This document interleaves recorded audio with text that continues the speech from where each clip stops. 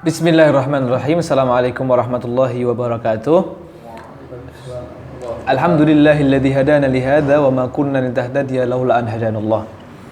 Allahumma shalli wa sallim ala sayyidina Muhammadin tibbil qulub wa dawaiha wa afiyatil abdani wa shifaiha wa nuril absari wa diyaiha wa ala alihi wa sahbihi ajma'in, amma ba'd. Alhamdulillah, kembali kita membahas mengenai kitab Fawaidul Mukhtarah, faedah-faedah pilihan yang insya Allah menjadi satu faedah yang dapat kita amalkan untuk tambahan ilmu kita. Paham? Kali ini kita sampai ke halaman 14 daripada Kitabul Ilmi. Paham? Membahas mengenai bagaimana konsekuensi orang yang melakukan ibadah tanpa ilmu. Paham? Di sini disebutkan nukila anil Ghazali wa ghairihi ijma'ul lil muslimin ala annahu la yajuzu li ahadin iqdamu ala fi'lin hatta ya'lamu hukmullahi fihi. Diriwayatkan, menukil daripada ucapan Imam Ghazali dan selain daripada ulama, selain daripada Imam Ghazali, secara ijma' mengatakan bahwa tidak diperbolehkan seseorang melakukan sesuatu ibadah apapun kecuali dia mengetahui ilmu mengenai hukum-hukum Allah Subhanahu wa ta'ala. Sehingga orang yang kemudian beribadah dengan ilmu akan diterima ibadahnya di sisi Allah Subhanahu wa ta'ala. Kalau orang beribadah tanpa ilmu, dikhawatirkan ibadahnya bukan mendekatkan diri kepada Allah Subhanahu wa ta'ala, tapi malah menjauhkan dirinya daripada Allah Subhanahu wa ta'ala. Ayat Sayyidina Umar bin Khattab pernah berkata, la yabi'u suqina wa la yastari man lam yatafaqqah fa inna man lam yatafaqqah akala riba wa huwa la ya'lam, intaha. Kata Sayyidina Umar bin Khattab, tidak boleh di pasar kami, yakni di pasarnya Sayyidina Umar di Madinah, pada waktu itu Sayyidina Umar mengatakan tidak boleh di pasar kami orang berjual beli kecuali dia sudah tafaqqah, sudah tahu mengenai ilmu jual beli, sudah tahu mengenai ilmu tentang riba, tentang jual beli dan lain sebagainya daripada ilmu muamalah. Karena apa? Dikhawatirkan orang yang melakukan jual beli kemudian tidak paham mengenai ilmu jual beli, mengenai ilmu muamalah, dia memakan harta yang riba tapi dia dalam keadaan tidak mengetahui, dan itu terus berkelanjutan sehingga menyebabkan riba itu tersebar di pasar di Madinah saat itu, dan akhirnya zaman setelah Sayyidina Umar ataupun zaman setelahnya bisa tidak melakukan muamalah tanpa adanya ilmu. Dan itu kalau terus menerus ke bawah dikhawatirkan oleh Sayyidina Umar bin Khattab akan merusak daripada sistem ekonomi Islam. Karena apa? Tidak tahu riba, melakukan riba, ngambil untung, merugikan yang lain, dan terus menerus, sehingga merusak tatanan ekonomi pada saat itu. Dan akhirnya nanti kalau kita tidak belajar, kalau tidak mempelajari ilmu agama, tidak mempelajari ilmu muamalah, bisa merusak sistem pasar pada umumnya, menurut pendapat Sayyidina Umar bin Khattab. Kemudian diriwayatkan juga dari Amirul Mukminin Umar bin Abdul Aziz. Umar bin Abdul Aziz ini masih cucu daripada Sayyidina Umar bin Khattab dari ibunya. Ibu beliau adalah Ummu Asim binti Asim bin Umar bin Khattab. Berkata sahabat Umar bin Abdul Aziz, man amila ala ghairi ilmin kana ma yufsiduhu aktsar mimma yuslihuhu. Kata Amirul Mukminin Umar bin Abdul Aziz mengatakan bahwa barang siapa yang beramal tanpa ilmu, maka yang merusak dirinya lebih banyak daripada yang membuat dirinya baik. Melakukan amal ibadah tanpa ilmu, yang merusak kepada dirinya daripada amal ibadah itu lebih banyak daripada kebaikannya. Mungkin ada kebaikannya sedikit, tapi sisi negatifnya lebih banyak daripada sisi positifnya. Orang yang melakukan amal ibadah tanpa ilmu. Paham? Kemudian kata Imam Ghazali, al-ilmu bila aman jununun wal amalu bi ghairi ilmin la yakun.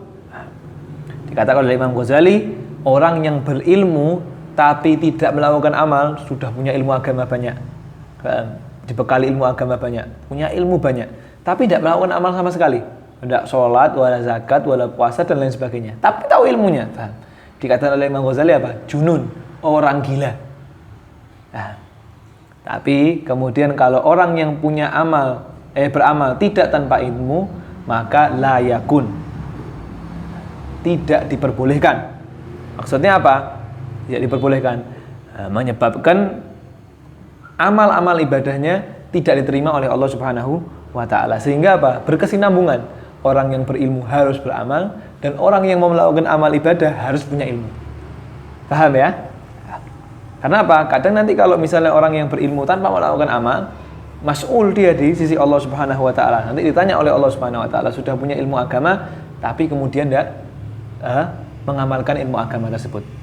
Nah, begitu juga orang yang beramal tanpa ilmu. Kemudian ada kisah anna rajulan min ahlil maghrib annahu kana katsirul ijtihad fil ibadah. Ada satu orang laki-laki dari Maghrib. Maghrib itu Maroko. Nah, dia hidupnya mujahadah untuk beribadah. Ibadah tok, menyendiri untuk ibadah. Wa annahu istara atana. Nah, kemudian dia itu beli atana. Punya atana. Atana itu hewan ternak. Nah, sejenis keledai lah, keledai atau kuda lah, atau bagol. Walam yasta'milha fi syai'. Nah, tapi beli hewan ternak itu tadi, bagol atau keledai tadi itu tidak digunakan untuk apa-apa, ngelangkruk tok hewan ternaknya. Ya. Dibuat nemeni dia dalam beribadah.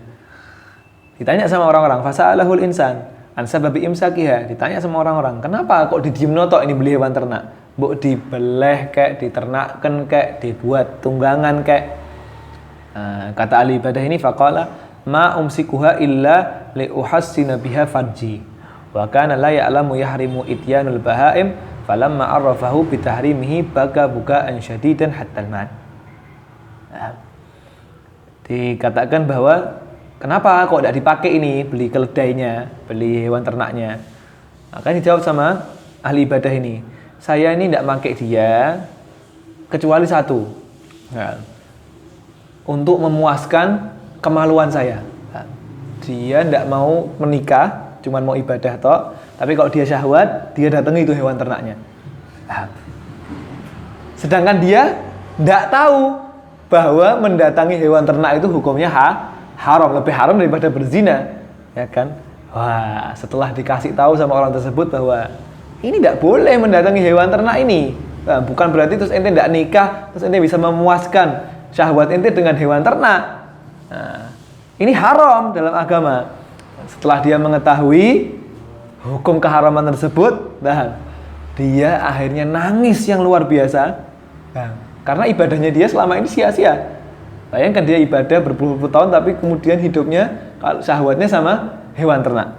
Nah, nangis yang betul-betul sampai meninggal dunia, saking menyesali daripada amal perbuatannya. Nah ini, konsekuensi orang yang ahli ibadah tapi tidak punya ilmu. Ibadahnya akhirnya ngawur. Kemudian ada riwayat lagi, orang sudah beribadah, satu orang sudah beribadah berpuluh-puluh tahun, hampir ratusan tahun. Di kantongnya itu ada belatung sampai kering lah, ada tikus kering. Ditanya, ini tikus kering kok bu kantongnya ada apa? Kok di kantongnya ada apa? Oh, dulu beberapa puluh tahun yang lalu saya nemukan dia ini dalam keadaan sekarat. Nah, karena saya kesian, saya kantongi biar tidak kesakitan. Akhirnya dia meninggal dunia. Nah, karena saya iba, maka saya taruh di kantong saya. Kemudian saya sholat, saya beribadah menghadap Allah Subhanahu Wa Taala sambil bawa bangkainya tikus. Orang sholat bawa bangkai sah enggak? Kan enggak sah. Bayangkan dia berpuluh-puluh tahun tidak tahu hukum sholat membawa bangkai itu tidak sah. Berarti sholatnya selama berpuluh-puluh tahun tidak diterima oleh Allah Subhanahu wa ta'ala. Karena apa? Ibadah bi ghairi ilm. Beribadah tanpa beramal. Nah, kemudian yang terakhir, kana ba'duhum la yamassu ra'sahu indal wudu' muddata sittina sanah. Yadunnu anna dzalika sunnah faqila lahu a'id sholata litilkal muddah aw ma hadzal ma'na. Ada satu cerita terakhir, ada orang kemudian tidak membasuh kepalanya sama sekali dalam berwudu selama 60 tahun. Karena dia menganggap bahwa membasuh kepala itu hukumnya sunnah. Maka dikatakan kepada orang tersebut, ulangi sholatmu selama 60 tahun, wudumu itu tidak sah. Karena tidak membasuh kepala. Nah, bayangkan orang yang kemudian sudah beribadah berpuluh-puluh tahun karena tidak punya dasar ilmu agama, maka menyebabkan ibadah itu tidak diterima oleh Allah Subhanahu wa ta'ala. Nah, semoga kita digolongkan oleh Allah Subhanahu wa ta'ala sebagai hamba-hamba yang kemudian mempunyai ilmu agama dan juga mengamalkan ilmu agama tersebut sehingga mendapatkan kemuliaan di dunia dan mendapatkan kemuliaan di akhirat kelak. Wabillahi taufiq wal hidayah. Wassalamualaikum warahmatullahi wabarakatuh.